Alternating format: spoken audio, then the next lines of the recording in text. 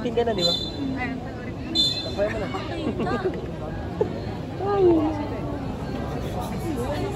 Kaya sa'yo ako, B. Kasama ako.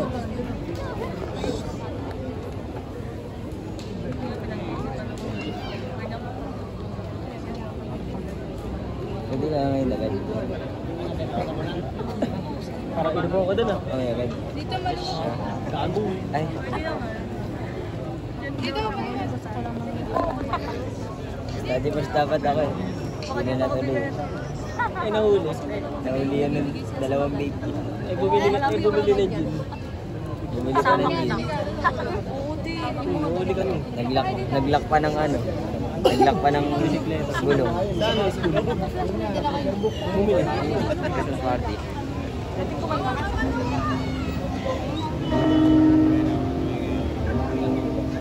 Ano yun? Nagpasama lang sa akin. Kaya natin tatayo sa isis, di ba?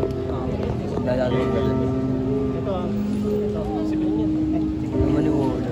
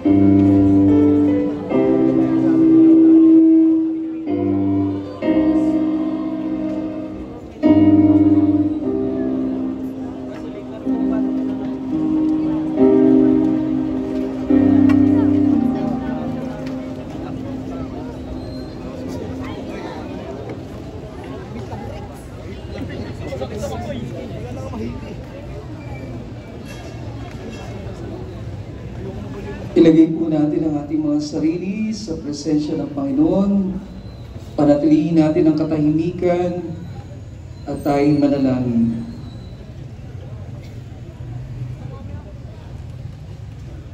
Mga minamahal na kapatid, sa puntong ito ng ating pagdiriwang, anyayaan ko kayong manahimik sumandali at manalangin. Wala na tayong kayang sambitin pa. Wala na tayong kayang gawin pa. Sabagat sobra-sobra na ang mga panlilibak na natamo ni Jesus. Sapagat sobra-sobra na ang mga pananakit na kanyang natamo mula sa ating mga kamay. Baka anong mga ating sambitin o gawin ay makadagdag lamang sa kanyang mga natamo.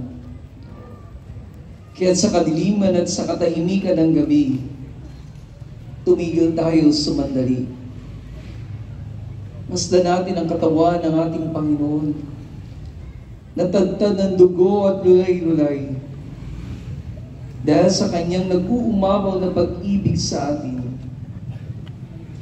Pasalamatan natin siya at humingi ng kapatawaran sa ating mga kasalanan na patuloy na nagpapahirap sa kanya.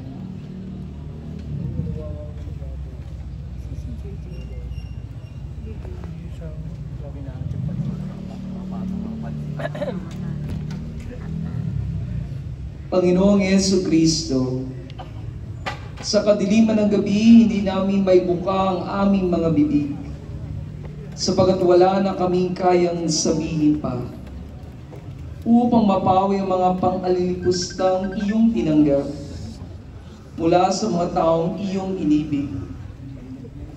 Wala na din kaming kayang gawin, sapagat labis-labis na ang kalupitan na iyong tinamo mula sa kamay ng mga taong minsan mong pinagaling at tinulungan. Katahimikan dito lamang ang aming tanging magagawa. Sa puntong ito, katahimikan upang aming mapagnilayan ang iyong kamatayan. Katahimikan upang aming maalaala mga bagay na aming nagawa laban sa iyo at sa aming kapwa. Lalong-lalo na ang aming paulit-ulit na pagkakasala. Salamat, Panginoon, sa iyong pag-ibig. Bagamat hindi kami karapat-dapat, ay patuloy mong minamahal. Amen.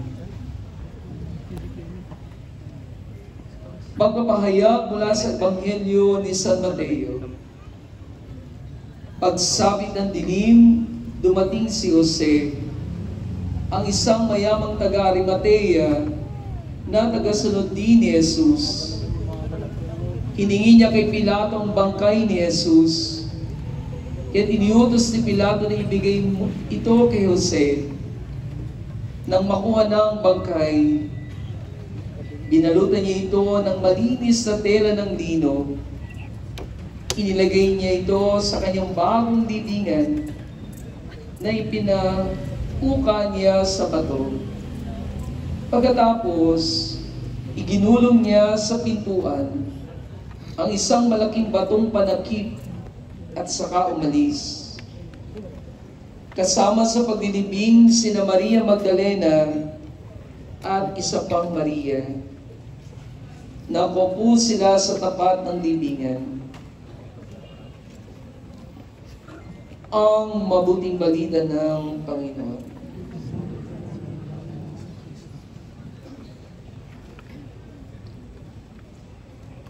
Sa kamatayan ni Jesus, nalubos ang ating pagiging anak ng Diyos.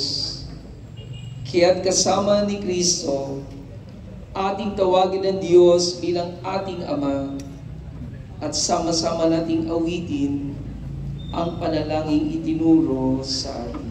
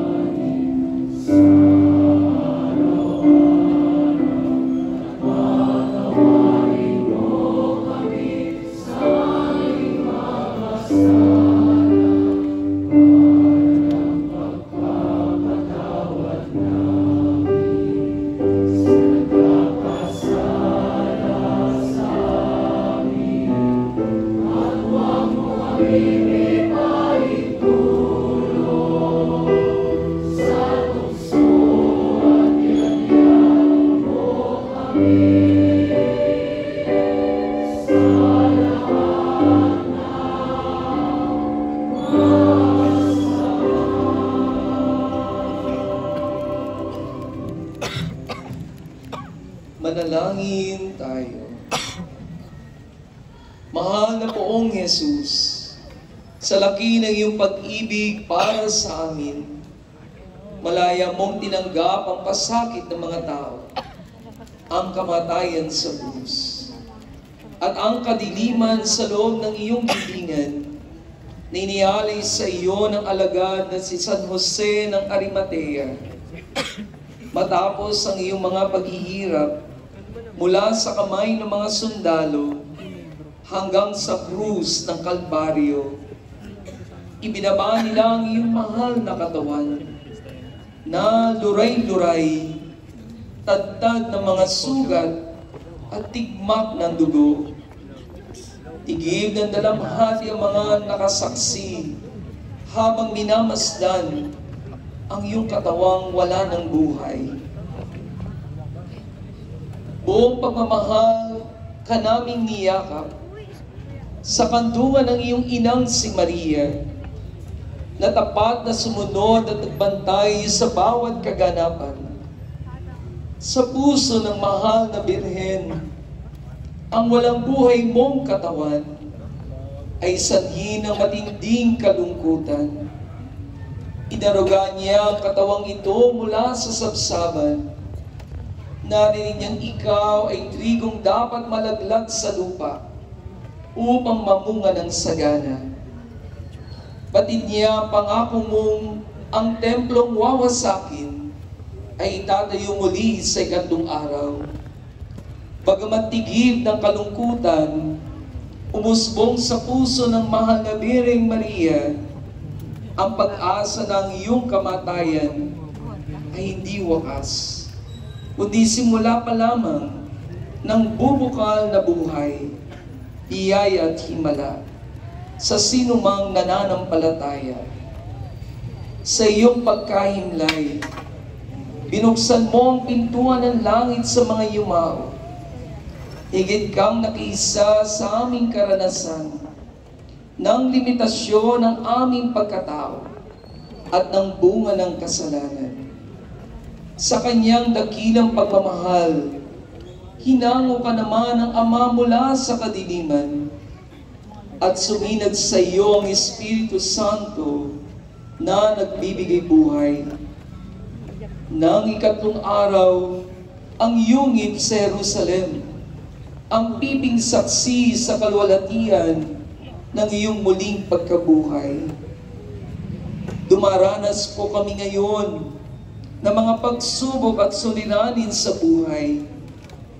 Minsan wala kaming masumpungang lunas at pag-asa, subalit naniniwala kami sa kapangyarihan ng iyong pag-ibig,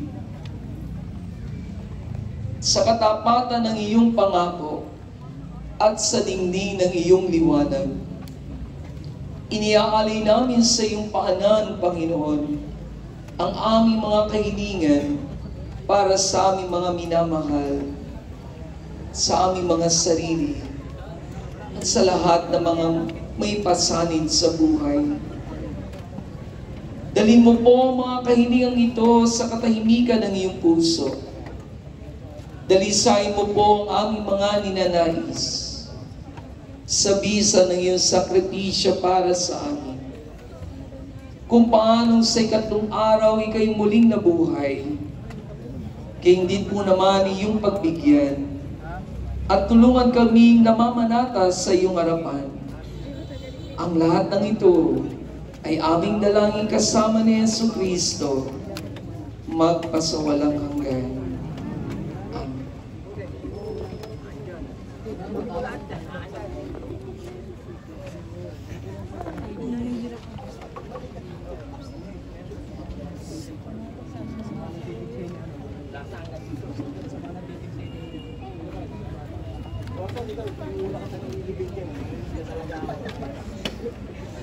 Amen.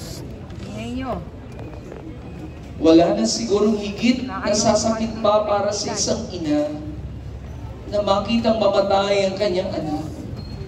Higit sa sino mang nagdadalamhati sa kamatayan ni Kristo ay ang sakit na nadarama ng kanyang ina. Kaya't ating siyang damayan, ating awitan ang mahal na ina.